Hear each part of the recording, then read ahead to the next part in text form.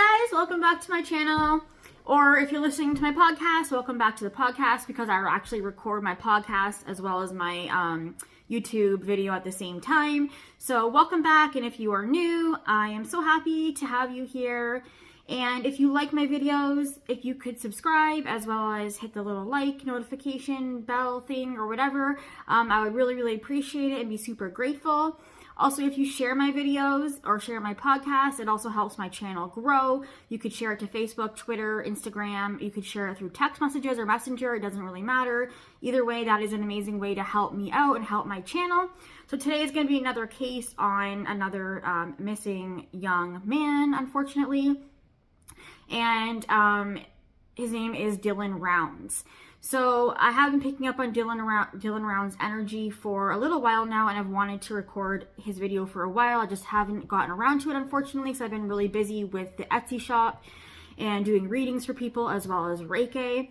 So if you didn't know, my Etsy shop, I'm now putting in a lot more stuff for you guys to see and order if you would like. I have partnered with a company that I really love, and it's metaphysical items, so it's crystals and witchy stuff. I sell very large, beautiful, natural, raw crystals on my Etsy shop. I have these big, beautiful spiritual blankets and throws.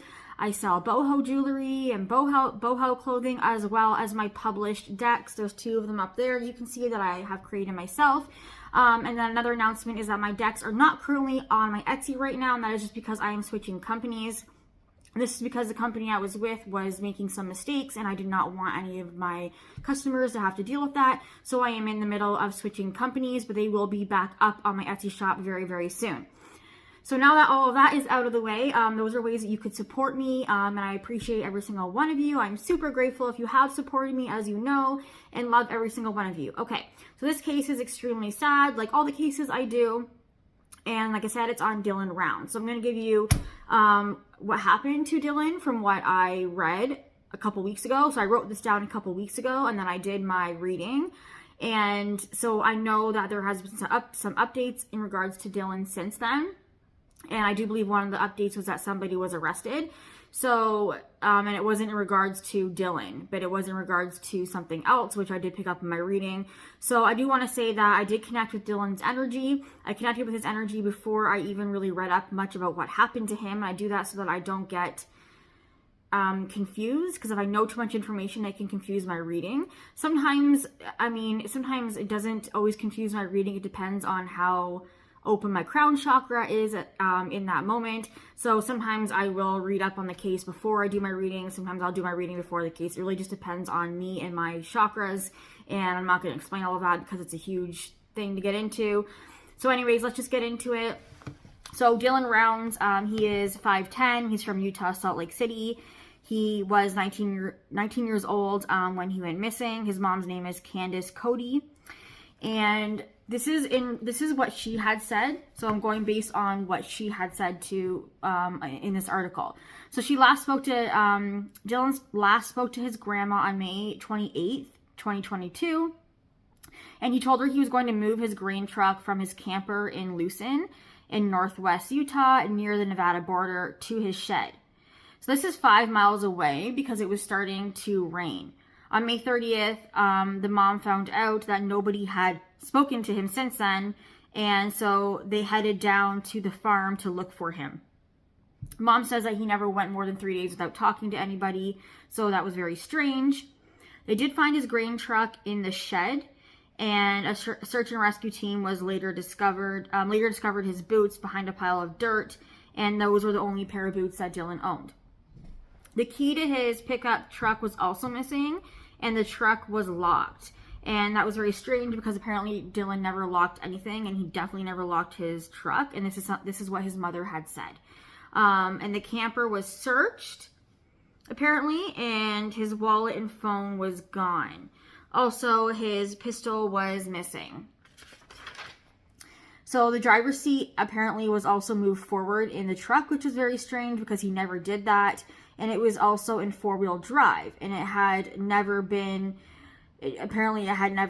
driven all winter. He never put it in, this is what the mother had said, okay? So he never put it in 4-wheel drive, and someone else drove the pickup. That's what his mom said. So 3 people were questioned, who also have criminal records. Neighbors of Dylan had also been calling podcasts, apparently. Okay, so something happened with my camera. I'm sorry that just cut off, but my camera just started being weird, so I'm just going to do a voiceover. Okay, so where did I leave off? So we were at, okay. So there is a person named Curtis Wadsworth that had called a podcast, and he is friends with Dylan. He said that he helped Dylan with his dream, because Dylan's dream was to take over the family's farm, which I did believe was going to belong to him, or he does own, is what I'm getting anyways, because he loved to work on this farm. And so this Curtis kid, or dude, sorry, said that he worked for him and helped him with his dream on the farm, and he worked for him as a backhoe operator. He also said that Dylan would sometimes stay at his mobile trailer, and he said, quote, "I know what I know, and I'm the one who is going to solve this thing," end quote. And then the host of the podcast asked him if he wanted Dylan to be found, and he said, quote, "Nah, if nothing else, just to rub people's face in it, I am going to get in their face." And the podcast host had said who, and he said all of his accusers, end quote. So another one of the 3 people that were being suspected is James Brenner. He's also a felon, and he was indicted for illegally having guns in his possession. And in their complaint, the FBI claimed he was squatting in a trailer on Dylan's property. And on the day that Dylan was reported missing, he called a friend saying he was putting the grain truck into the shelter. And another neighbor claims he noticed that the FBI,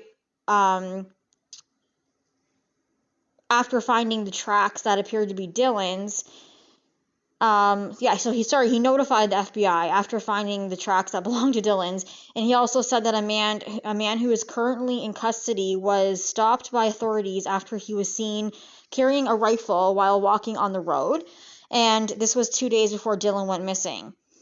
And it's the same man who Dylan met walking along the road and was bloody. Okay, so this is the information, like I said, that the mom had given. So we're just gonna get into my impressions and what I received, okay? So right away, I did start receiving visions. That's one of my strongest ways I receive messages from spirit. So Dylan started giving me some visions of what happened that day. And he shows me him standing in front of the pickup truck in the field, and he's doing something, like he's facing I believe it's the passenger seat, and he's just like, the door is open, and he's rummaging around. I don't know if he's looking for something or what he's doing, but he's rummaging around in there. And then all of a sudden, this man walks up behind him in a very, sort of fast-paced, not running, but aggressive way. And he comes up behind him, and Dylan turns around, and he's shocked. He's taken by surprise from behind, because it's unexpected. Like, he wasn't expecting this man to come up to him from behind.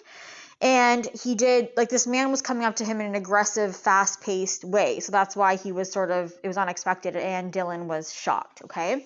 Remember, this is all alleged. This is just what I am getting from spirit, from my mediumship gift, okay? So, this is a man who I feel Dylan knew. And Dylan turns around, because I do hear this man say Dylan, and Dylan turns around, and they start to argue. Now, when I ask Dylan what they're arguing about, I hear stolen guns, and something about someone was not supposed to have these guns, all right? But I also pick up in this man's energy that there's some sort of revenge and jealousy in regards to Dylan. Like, he's jealous of Dylan. And I'm also hearing that he's an alcoholic. This man is an alcoholic. I'm also getting possibly mentally ill. In regards to physical appearance, I am seeing an older man, maybe mid-50s, like late 50s, between 50 and 60 is what I'm going to guess, okay? And he has like a white and like a salt and pepper beard, okay? I'm picking up on a beard very strongly. And this man is mad. He's angry at Dylan, okay? So there's an altercation, like I said, there's an argument. And Dylan is very assertive. I'm really getting that in his energy. Like, he's standing up for himself, and he doesn't just, back down. I feel like he just says what he means, and he says it in a very, like, blunt manner. And I do feel like at this point, Dylan is, like, I'm getting, like he's hit in the head. Side of the head, back of the head. But I am getting there was a blow to the head, and if it's not the head, it's going to be the upper body. And I do feel like there is a physical fight, okay? Because Dylan is saying to me that they struggled, like he fought with him physically. So this is just awful. So there is like, I see, for some reason I'm being shown a vision of a earring, just one earring, and I'm not even sure if it's in this man that I'm picking up's ear, but Dylan is showing me an earring, okay, and it's a cross. It's like a little silver cross, but it's only in one ear of this man, and I don't know if this is the same man, but I do know that this man that came up behind Dylan in the field, I know that he is like a heavier dude as well, and I'm picking up that he doesn't speak very well. Very, like, he speaks English, but it's not very clear English is what I was also getting. And so I'm also hearing that this has a lot to do with property and land, because I'm hearing property and land quite a bit, and jealousy. And then I am shown a vision of Dylan knocking on a trailer, like knocking on the door of a trailer, and this trailer is on the property. Now, this is a different time, obviously, and I'm not sure if it's a different day or if it's the same day, but I am hearing the word earlier. So it's earlier that day, probably. And so I see Dylan knocking on the trailer, and there is a man who lives there, and I do believe it is this man that came up behind Dylan. But the reason why I'm not saying exactly what man I feel like lives there is because I'm getting like the feeling that the man lives there, but I'm not being shown the man. Okay. But Dylan was like angry about something. He was accusing him of something, or something that this man had to do, and this man just wasn't having it. He was mad about it. Like, who is this kid telling me what to do? But like I said, they do know each other. And I am hearing that this man also talked about Dylan behind his back quite often to other men sort of in this man's like friend group. And I am hearing that this man is friends with this group because they all sort of are acquainted through drugs and alcohol and that type of stuff. And I'm also hearing the phrase too young to take care of a farm, and like laughter, like men laughing. Okay. The next vision that Dylan shows me is this man with the beard I was talking about, driving away in this truck with Dylan. I do believe he's unconscious in the passenger seat. And like I said, this is for alleged purposes only. This is just what I'm getting through the energy of Dylan. So I feel like he was driven away somewhere. And when I asked Dylan, where was he driven to? I hear the word mountains, and also I'm hearing that I hear he had help. So I don't know if this. So I am picking up on another male involved. Okay, I'm not getting the physical description for some reason. I'm not getting a name. But I know there is a man that helped this man who did this to Dylan as well. Helped him get rid of Dylan's body. And like I said, I heard the word mountains and between borders. I heard the word between borders. and that these two men who did it are acquainted in the same group that I was talking about. They are friends, and this other man also has some sort of just doesn't like Dylan, okay? And like I said, I'm hearing mountains, and I'm hearing up on a mountain, and I'm seeing like a roadway, like a path that is leading towards this mountain, and I'm getting the color blue, and I am feeling like there's a cool breeze and water around as well. So I know that doesn't help much. I'm not getting like any specific street names. I'm not that great at names, to be honest. But I'm more strong with my visions. And like I said, like I am seeing like this pathway going up towards the mountain, and there's something on that mountain. Dylan's telling me there's some sort of evidence on that mountain, okay? I hope maybe this helps. The point of my videos isn't to solve a case, obviously. It's to just hopefully help in whatever way I can, and to give the victims a voice, because that's my main goal here.